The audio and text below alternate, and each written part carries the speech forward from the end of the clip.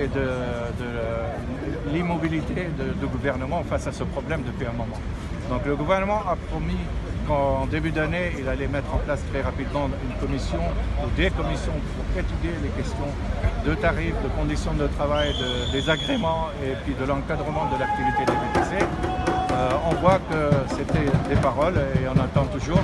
Donc à ce stade-là, les chauffeurs sont vraiment se sentent un petit peu trahis et ils en ont ras-le-bol. Ils attendent déjà depuis 3 ans.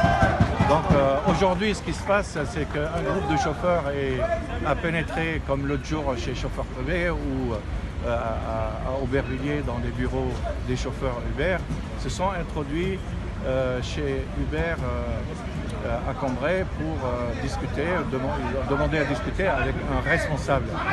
Alors le sujet, c'était le retrait immédiat de Uberpool, qui est complètement illégal pour les VTC, mais en plus de ça, voir s'il y a un moyen quand même d'augmenter les tarifs et puis changer les conditions de travail. Eh ben, l'accueil n'était vraiment pas chaleureux et du coup, ces gars-là se sont enfermés ou on les a enfermés dans une salle de réunion. Et ensuite, ce qu'on a fait, on a fait venir les flics, ils ont cassé la vitre, c'était la violence. Ils ont frappé les gars, ils les ont sortis par la force, ils les ont retenus, ils les ont amenés dans le commissariat sans réellement dire qu'ils sont en garde à vue, mais enfin pour contrôle d'identité. Et puis tous les gars comme moi qui étaient devant les bureaux de Uber, sur la place, pacifiquement à venir soutenir et puis se poser des questions sur ce qui se passe chez Uber, eh ben, ils nous ont envoyé, on était une cinquantaine, ils nous ont envoyé au moins 250 policiers pour encadrer 50 personnes pacifiquement. Donc, je trouve ça quand même des méthodes policières assez lamentables. Et de plus, on est resté à peu près 13 entre les mains des flics. On était toujours encadré par 250 flics et on a subi 3 contrôles d'identité de suite, des palpations, des intimidations.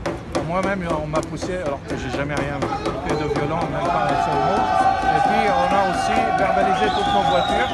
Moi, j'ai eu 2 PV et après, on a fouillé ma voiture. Enfin, on nous a pris pour des terroristes. Mais tout ça, c'est pas grave, ce sont des méthodes d'intimidation, tout simplement parce que ce gouvernement Macron, il ne fait que soutenir Uber et son modèle depuis le début. Et nous, c'est ce que nous dénonçons tous les jours. Voilà, donc ça, c'est aujourd'hui, disons, un épisode parmi d'autres. Il va y en avoir plusieurs et je pense que ça va aller de plus en plus vite et de plus en plus dur si les choses ne changent pas le plus vite possible. Je m'adresse à Madame la ministre, Madame Borne. Madame Borne, vous avez promis beaucoup de choses, vous avez raconté beaucoup de choses. Nous vous faisons confiance.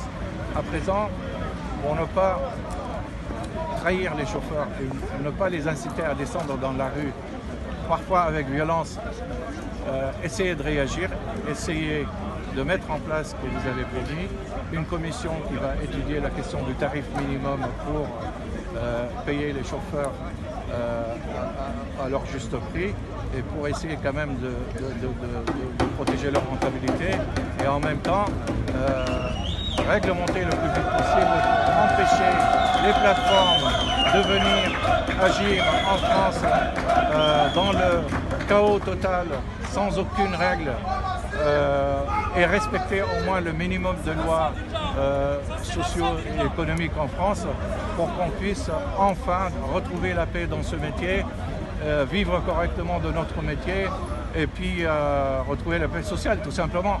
C'est quoi la situation là ce soir au commissariat? Il y a encore des gens qui sont dans le commissariat? Alors au commissariat, ils sont en train de sortir les gars un après l'autre. Il y en avait une quinzaine au départ, donc il resterait encore 10 ou 11 personnes. Nous, on va attendre jusqu'à la fin pour voir tout le monde sortir.